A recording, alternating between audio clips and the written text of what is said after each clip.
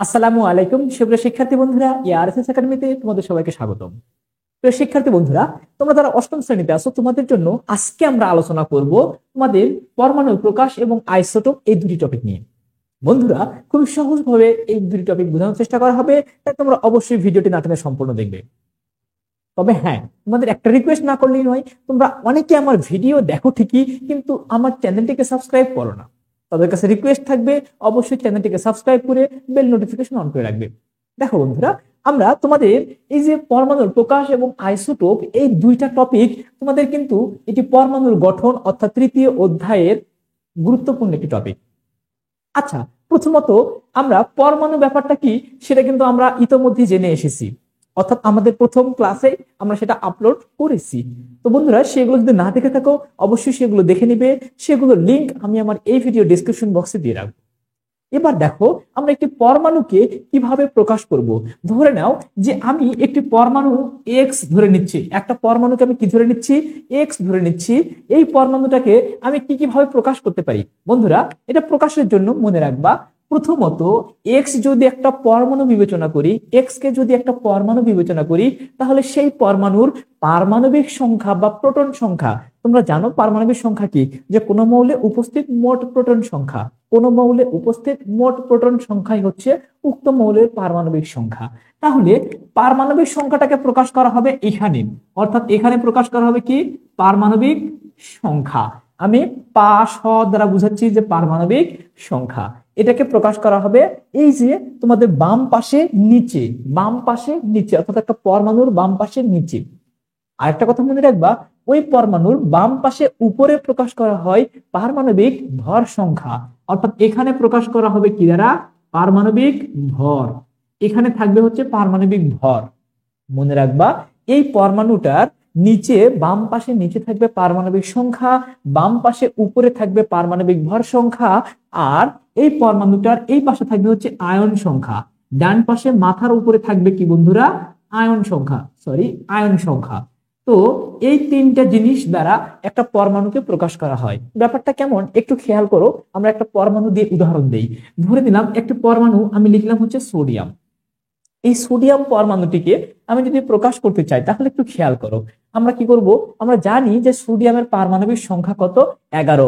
তোমরা যদি এটা না জেনে থাকো আমার পূর্ববর্তী ক্লাসটা করে নিবে, তাহলে তোমরা বুঝে যাবে যে কোন মৌলের পারমাণবিক সংখ্যা কত। তাহলে সোডিয়ামের পারমাণবিক সংখ্যা 11, যা আমরা নিচে লিখবো। এবার দেখো, সোডিয়ামের পারমাণবিক ভর সংখ্যা কত বন্ধুরা, 23। তোমাদের কিন্তু অবশ্যই সেটা জানতে হবে, যদি পূর্ববর্তী ক্লাসটি করে থাকো অবশ্যই জেনে যাবে। তাহলে পারমাণবিক ভর সংখ্যা হচ্ছে কত, 23। আচ্ছা, লিখলাম, সেটা হচ্ছে কি বাম পাশে উপরে লিখলাম। এখন সোডিয়াম যদি কখনো আয়ন আকারে থাকে, আয়ন আকারে থাকে অর্থ কি, দেখবে যে কিছু পরমাণু আছে ইলেকট্রন গ্রহণ করে আর কিছু পরমাণু আছে ইলেকট্রন ত্যাগ করে। তারা অষ্টক পরিপূর্ণ করার ক্ষেত্রে, তোমরা আসলে এই অধ্যায়ের শেষের দিকে এই টপিকটা আরো ভালো বুঝবে, বিস্তারিত আলোচনা করলে তখন ভালো বুঝে যাবে। তো দেখো, একটা পরমাণু যখন ইলেকট্রন ত্যাগ করে, ত্যাগ করলে হয় ধনাত্মক চার্জ আর গ্রহণ করলে হয় ঋণাত্মক চার্জ। মনে রাখবা, যদি কখনো সোডিয়াম একটা ইলেকট্রন ত্যাগ করে, সোডিয়াম যদি কখনো একটা ইলেকট্রন ত্যাগ করে, তাহলে সোডিয়ামের মাথার উপরে এরকম একটা প্লাস চিহ্ন থাকবে, তখন সেটাকে বলা হয় সোডিয়াম আয়ন। তাহলে দেখো, আমরা এই যে পরমাণুটার নিচে, বাম পাশে নিচে লিখবো হচ্ছে পারমাণবিক সংখ্যা, বাম পাশে উপরে লিখবো পারমাণবিক ভর সংখ্যা, ডান পাশে মাথার উপরে লিখবো হচ্ছে কি আয়ন সংখ্যা। অর্থাৎ এটা ক্যাটায়ন নাকি অ্যানায়ন, এই বিষয়গুলো তোমরা আসলে পরবর্তীতে জানবে। তাহলে এভাবে একটি পরমাণুকে প্রকাশ করা হয়। এবার দেখো, তোমাদের গুরুত্বপূর্ণ একটি টপিক, সেটি হচ্ছে আইসোটোপ। দেখো বন্ধুরা, আইসোটোপ ব্যাপারটা কি একটু আগে বুঝবার চেষ্টা করো। আইসোটোপ ব্যাপারটা হচ্ছে অনেকটা এরকম, মনে রাখবা আমরা আইসোটোপ আগে তোমার হচ্ছে আইসোটোপ ব্যাপারটাকে একটু লিখি। দেখো, আমি আইসোটোপ লিখতেছি।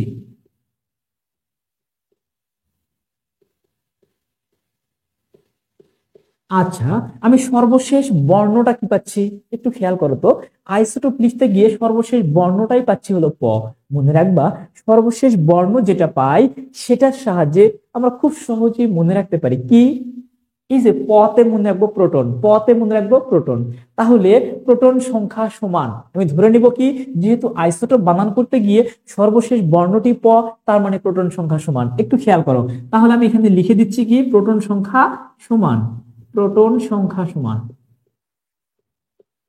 আচ্ছা দেখো বন্ধুরা, এবার তোমরা খুব সহজে বুঝে যাবে প্রোটন সংখ্যা যদি সমান হয়।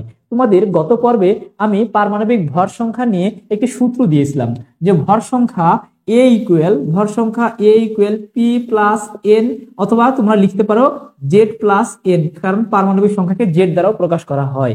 আচ্ছা, তাহলে আমি যদি পি প্লাস এন লিখি, মনে রাখবা যদি প্রোটন সংখ্যা সমান হয় তার মানে বাকি দুইটা আলাদা। বাকি দুইটা কি জিনিস একটু খেয়াল করো তো, প্রোটন সংখ্যা, ভর সংখ্যা সমান সমান প্রোটন সংখ্যা আর কি নিউট্রন সংখ্যা। তার মধ্যে যদি প্রোটন সংখ্যাটা একই হয় বা সমান হয়, তাহলে বাকি দুইটা মানে কি নিউট্রন সংখ্যা আর ভর সংখ্যা না? মনে রাখবা, তাহলে বাকি দুইটি আলাদা, অর্থাৎ ভর সংখ্যা এবং নিউট্রন সংখ্যা আলাদা, তাদেরকে পরস্পরের আইসোটোপ বলা হয়। ব্যাপারটা কেমন একটু খেয়াল করো।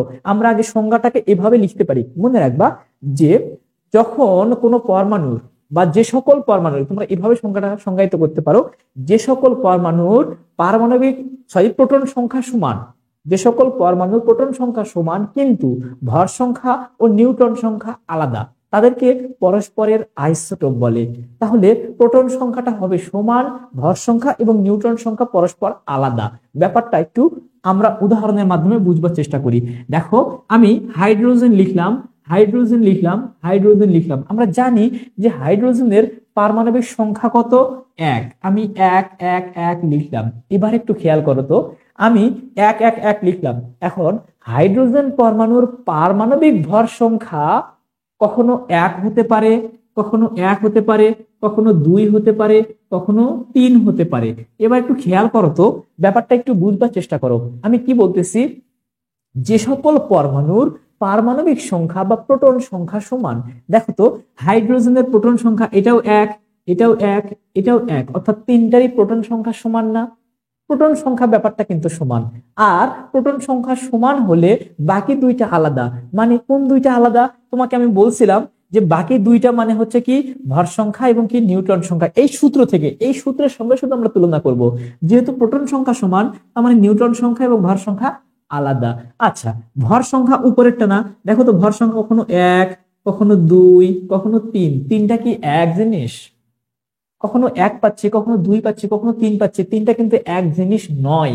তার মানে ভর সংখ্যা আলাদা পেলাম। আর নিউট্রন সংখ্যা কিভাবে বের করি? দেখো তো, এখান থেকে যদি আমি নিউট্রন সংখ্যা বের করতে চাই, তাহলে আমাকে লিখতে হবে কি, যে a মাইনাস পি, অর্থাৎ ভর সংখ্যা থেকে প্রোটন সংখ্যা বাদ দিতে হবে। আমি তাই করি। এই 1 হচ্ছে ভর সংখ্যা, তার থেকে নিউট্রন সংখ্যা 1 বাদ দিলে কত থাকবে? 0। 2 এর থেকে 1 বাদ দিলে কত থাকবে? 1। 3 থেকে 1 বাদ দিলে কত থাকবে? 2।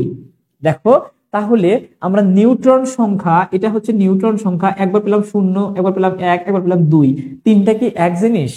তোমরা নিশ্চয়ই বলবে যে না, তিনটি আলাদা জিনিস। আচ্ছা, তাহলে দেখো তো, নিউট্রন সংখ্যা পেলাম আলাদা, উপরে কি পাইছি বন্ধুরা? ভর সংখ্যা। ভর সংখ্যাও পেলাম 1, 2, 3 আলাদা, কিন্তু দেখো তো প্রোটন সংখ্যা 1, 1, 1, তিনটে একই জিনিস, এদেরকে পরস্পরের আইসোটোপ বলা হয়। তাহলে হাইড্রোজেন 1, হাইড্রোজেন 2 এটা পরস্পর আইসোটোপ, হাইড্রোজেন 2, হাইড্রোজেন 3 এরা পরস্পর আইসোটোপ। আরো কিছু আইসোটোপের উদাহরণ আমরা দেই। ধরে নাও কার্বন, কার্বন কার্বন কার্বন কার্বনের পারমাণবিক সংখ্যা কত বন্ধুরা? 6। কার্বনের ভর সংখ্যা কখনো হতে পারে 12, কখনো হতে পারে 13, কখনো হতে পারে 14। একটু খেয়াল করো তো, পারমাণবিক সংখ্যা কিন্তু সমান। দেখো, প্রোটন সংখ্যা 6, 6, 6, তার মানে প্রোটন সংখ্যা সমান, কিন্তু দেখো ভর সংখ্যা 12, 13, 14, ভর সংখ্যা আলাদা। আবার দেখো নিউট্রন সংখ্যা কি?